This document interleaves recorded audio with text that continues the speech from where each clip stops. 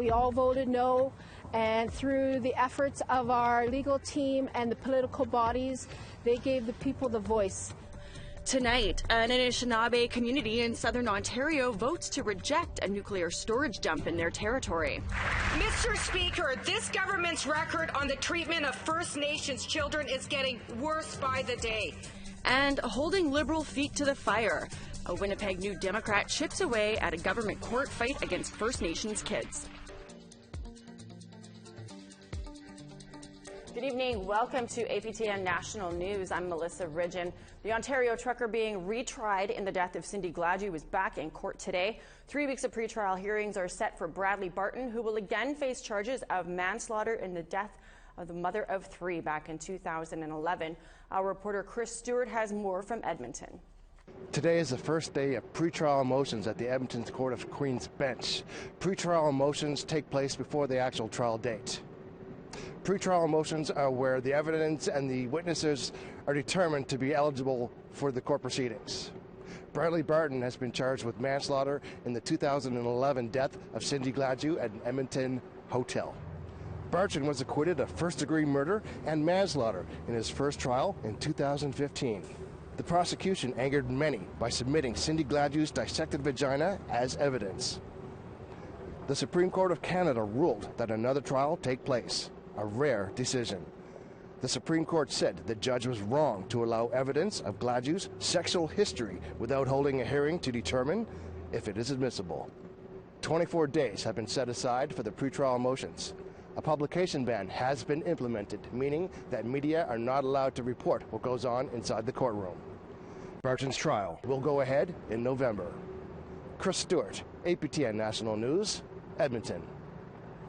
Thanks for that, Chris. A London police officer who was found guilty of criminal negligence causing death and failing to provide the necessities of life was supposed to be sentenced on Friday. Deborah Chris John died in police custody in 2016, but now her family will have to wait to find out what form of justice will be served. Elaine McDougall brings us up to date. When I hear the police car door slam, I imagine it's a sound that rings the ending of your life. I know that the sound of the car door is the last moment of my sister's life. Deborah Chris John, a mother of 11 from Oneida of the Thames, died hours after being taken into police custody in September 2016. According to the Special Investigations Unit, Chris John was in contact with police on September 7, 2016, after it was reported she was obstructing traffic. In trial, court heard that Chris John was alert and conscious when she entered Doring's police cruiser, but her condition deteriorated rapidly within 45 minutes, going from sitting upright to laying on her side shaking. Video footage played in court showed Chris John at the OPP detachment dragging her feet as she was carried to a cell where she was placed in a recovery position. Less than 3 hours later, Chris John was taken to a hospital where she died of cardiac arrest due to overdose on methamphetamine. Today, the family of Deborah Chris John hoped a jail sentence would be delivered at the Superior Court of Justice in London. I think that he should be doing jail time because this is a life. This was my sister's life. He should be doing jail. And I believe that he shouldn't even be working as a police officer after his convictions. He's been found guilty. In her ruling, Justice Renee Pomerantz said that Doring failed to act upon obvious signs that Chris John's condition was declining while she was in his care, and that he did not seek the medical attention she could not herself provide. Sentencing for Doring was supposed to occur today, but now Pomerantz is expected to deliver a sentence on March 16th. Elena McDougall, APTN National News, London. After 10 days of testimony, a Yukon coroner's inquest has found the 2013 death of a CarMax woman who was being medevaced to Whitehorse an accident. APTN's Chris McIntyre has more. On November 7, 2013, 29-year-old Cynthia Blackjack of the Little Salmon CarMax First Nation passed away while being medevaced from CarMax to Whitehorse a day after being diagnosed with alcohol-induced gastritis. The 10-day inquest wrapped up on January 31st, where the main question of the inquest was, should she have been medevaced sooner? After listening to all the testimony and evidence, a 6-person jury deemed Blackjack's death as accidental. 8 recommendations did come from the jury directed towards the Yukon government and the Little Salmon Carmacks First Nation. Some of these recommendations include hiring a nursing practitioner at the Carmacks Health Center to develop a curriculum for cultural safety directed towards the First Nation, and to review all terminology used when charting to eliminate stigmatizing language. Now, the First Nation and the Yukon government are still in the review process of the decision and the recommendations, so we will have more on this story in the next following days. Chris McIntyre, APTN National News, Whitehorse. Thanks, Chris. We want to hear what you think about any of the stories we cover for you. Here's how you can continue the conversation. You can send your emails to news@aptn.ca. You can find us online at aptnnews.ca and on youtube.com/aptn news. You can also follow APTN News on Facebook, Twitter, and Instagram for more Indigenous news.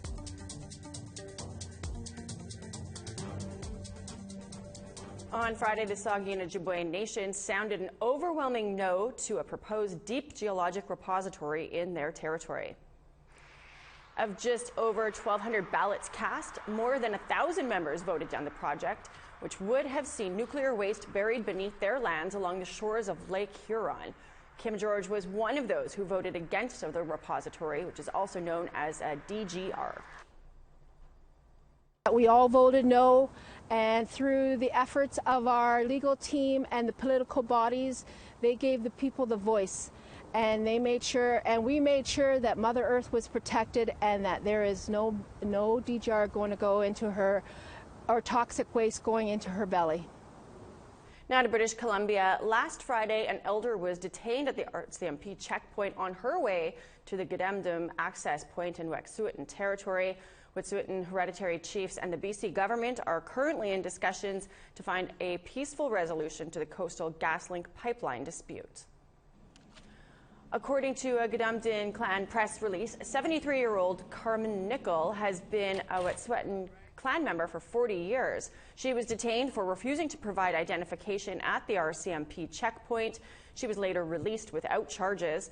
RCMP were asked to comment on the incident, but so far have not responded. Nickel shared what happened to her at the checkpoint. I traveled out there with my daughter because we had supplies, mainly food, to take to the supporters who are in the camp. I decided that I wouldn't give my name and my phone number or date of birth. I had a feeling that they would not allow me to go past their blockade. He stepped up to me very abruptly and said, I think he said, "That's it, you're under arrest." I was quite shocked. We need to take a short break, but here's a story that we're working on for you and tomorrow's weather forecast in the east and central parts of the country. Hi, I'm Charlotte Moore Jacobs reporting from Delaney, Northwest Territories on the shores of Great Bear Lake. Stay tuned as APTN National News looks into the importance of storytelling and spirituality in the Sahtu. We'll learn about the first recorded game of hockey and hear how the community is guided by deep-rooted Dene laws. All that and more this week.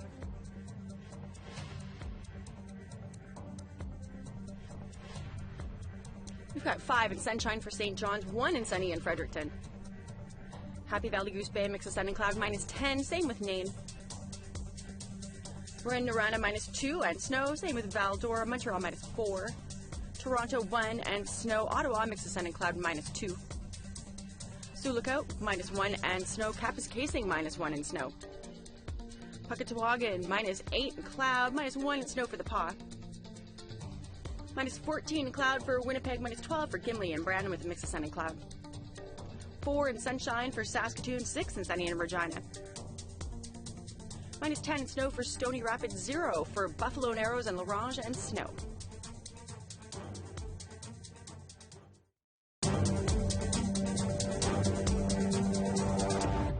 Welcome back. Last spring, Lynn Beyak was suspended from the Senate for posting racist letters to her Senate webpage and refusing to take them down. She was required to take Indigenous cultural training. Now, some senators are calling for a new suspension following allegations that Beyak did not complete that training, that she was kicked out of a program for, quote, overtly biased views. Marie Sinclair is the chair of the Senate Standing Committee on Ethics and Conflict of Interest. He joins us now from Ottawa with the latest. Thank you for joining us, Senator Sinclair. So the Senate Ethics Committee released a report on Friday dealing with the suspension of Senator Lynn Beyak. Why was the report done, and what did the committee find? Well, the Senate asked the Ethics Committee to take a look at the question of its suspension of Senator Beyak from last year because there's always a need to do a report as to whether the order of the Senate has been complied with. So in terms of reference of the mandate given to the committee was to give a report on whether the conditions that were imposed in the Senate decision were completed or not. So there was a letter to the Senate Ethics Officer in October 2019 from the Ontario Federation of Indigenous Friendship Centres. They claim that Beyak failed her cultural competency training, that she claimed Métis identity, that she showed biased views in this training, and was ultimately asked to leave. What's your response to those allegations that were in that letter? Well, I think that's probably part of the controversy between Senator Beyak and the organization. We raised those allegations with her in the interview that we did when she was brought before the committee and asked her to respond to them. She denies that she claims Métis status. She denied that she was the one responsible for the breakdown in communication with the trainers. She said it was the trainers who actually said that they were not going to provide any further training to her. And she insisted that she was willing to do whatever was asked of her, but it was quite clear to us that despite all of that, that she had not successfully completed a training program in order to identify the issue of racism, to be able to come to an understanding of how racism worked, to deal with the 5 letters that were identified by the Senate Ethics Officer that were on her website as being racist and how they were racist. She continued to deny, in fact, that they were racist. She didn't take them down herself. They were removed by the Senate administration after a reasonable period of time had elapsed, after they had been identified as racist. So there were a number of concerns about her post-recommendation conduct that caused us to conclude that a further period of suspension was warranted and that the Senate should do so. And it's only the Senate itself that can do that. So what happens now? She didn't finish this training program. Does she take something else, or where do we go from here? Well, we've specified in the report the kind of training that we think should be put in place for her, and that we think it should be an individualized training regime. We think she could benefit from that, and that also we are of the view that the Senate Ethics Officer should continue to monitor and supervise the training, and that if necessary he can and should engage with experts in the field to ensure that it's properly put together and completed. How do you feel that this controversy has impacted the Senate or the public's perception of the Senate? Well, the Senate itself took a real hit when the senator's website had the letters posted to it, and it looked like the senators and the Senate itself was condoning what those letters were saying. Mm-hmm. And I think the reputation of the Senate, which was on its way to hopefully becoming better in the eyes of the public, suffered a serious setback, and I think it's now going to have to work some in order to be able to regain its public respect as an institution. Well, thanks for taking the time out of your busy day to join us and chat about this. We'll see where it goes from here, I guess. Well, thank you very much. It'll be discussed in the Senate this week, and we'll see what happens. The president of the Manitoba Métis Federation issued a statement today responding to the allegations against Beyak that she identified as Métis. David Chartrand called the reported incident, quote, weird and strange, end quote. I want to say in the strongest terms possible that even if she were Métis, the Métis Nation would disavow all of the discriminatory statements and actions that have come from the senator. The government's treatment of First Nations children came under fire again today in Ottawa. Winnipeg Centre MP Leah Gazan accused the Liberals of spending millions to fight First Nations kids in court. She cited Cindy Blackstock and the First Nations Child and Family Caring Society's estimate that the feds have spent more than they're saying to battle the Canadian Human Rights Tribunal ruling that orders them to pay each victim of the unreserved child welfare system $40,000. Mr. Speaker, this government's record on the treatment of First Nations children is getting worse by the day. We learned that this government has actually spent not $5, but over $9 million on legal fees to fight First Nations children in courts. This is shameful for a government that was found guilty for willfully and recklessly discriminating against First Nations children on reserve. Mr. Speaker, what price is this Prime Minister willing to spend on lawyers to continue violating the human rights of First Nations children? Hear, hear. The Honourable Parliamentary Secretary. Mr. Speaker, I thank the member opposite for this question because it underscores a very important point. The historic tragedy that has faced First Nations kids in this country and the discrimination that they've endured. That is discrimination that we are committed to correct. With respect to the legal cost issue she has raised, we are working very closely with the legal officials involved and lawyers on both sides. There are certain matters that are covered by solicitor-client privilege that cannot be disclosed, but we are working carefully with the lawyers to ensure that their legal fees are paid and that justice is rendered for these children. Merci. There's something new taking flight at the Thunder Bay International Airport. A new art installation is providing travelers with an idea of the significance of the land the airport sits on. And as Willow Fiddler reports, it also provided the artists with a better sense of belonging. The Thunder Bay International Airport sits in the shadow of Anemki Waju.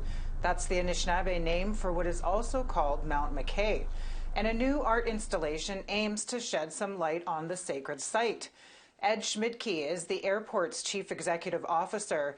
He says he was inspired by a billboard that appeared in the city in 2016. It was part of a project by Susan Blight from Couchijing First Nation that highlights Indigenous names and landmarks. Sitting on Fort William First Nation, Anemki Waju is also known as the place where the Thunderbirds land. The story just struck me as such an important part of history, but also an aspirational story of everything that Thunder Bay was and can be again as a meeting, greeting, cultural center. More than 830,000 travelers passed through the Thunder Bay Airport last year. Some continue on to other destinations while others stay. Lucille Atlukin is from Ibmatoong First Nation, about an hour's flight northeast of Thunder Bay. She co-founded Nietzsche Studio, a free art program for Indigenous youth in the city. She's also one of the 7 artists who collaborated to design the glass panels. Atlukin says the process was guided by elders and community members from Fort William First Nation. You know, we took our images to ceremony.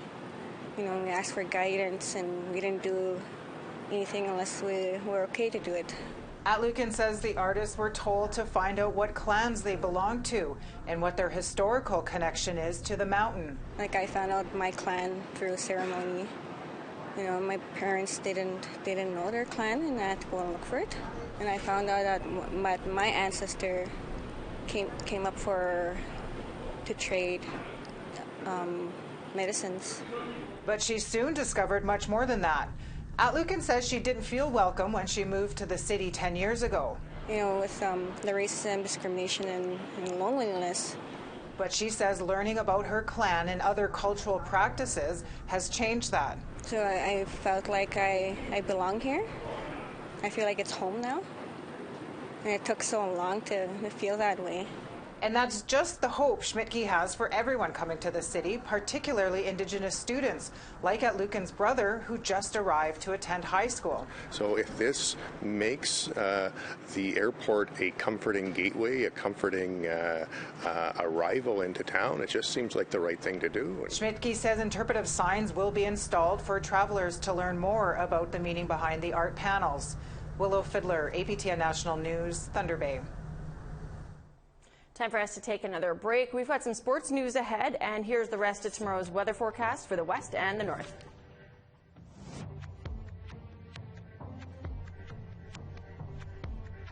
Starting off in northern Alberta, we got -14 in cloud for Fort Chip, -5 and snow in Fort McMurray. Zeros for Calgary and Lethbridge and sunshine. 1 in snow for Vancouver, 3 in Bella Coola and Campbell River with some snow. -13 in a mix of sun and cloud for Fort Nelson, 0 for Smithers and Prince George. Beaver Creek, -16 with mostly sunny skies, -23 in snow for Old Crow. Fort Simpson, -22 in snow, Fort Laird and Trout Lake, -15 with a mix of sun and cloud. Fort McPherson, -24 in snow, -25 mix of sun and cloud in Colville Lake. Whale Cove, -26 in sunshine, Repulse Bay, -25 in clear.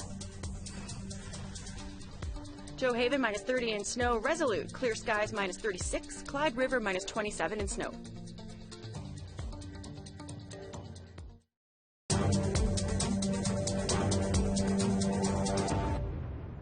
Welcome back. People in Kansas City are celebrating today a win 50 years in the making after the Chiefs won the Super Bowl 54.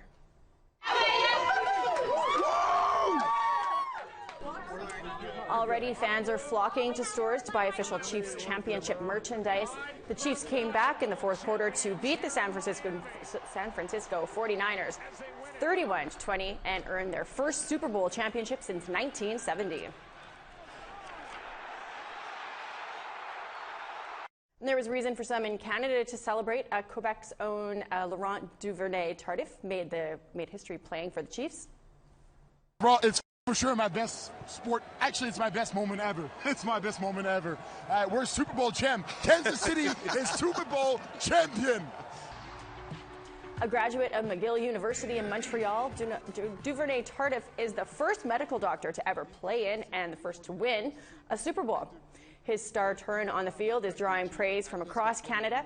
Among those offering their congratulations, Prime Minister Justin Trudeau, who tweeted, quote, "Add Super Bowl champion to the resume. Congratulations on last night's incredible victory."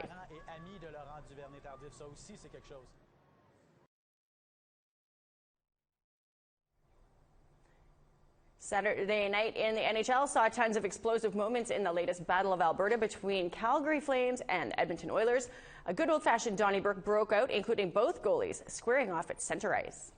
Whistle down, and nobody is happy now as in came Gagne with a late poke.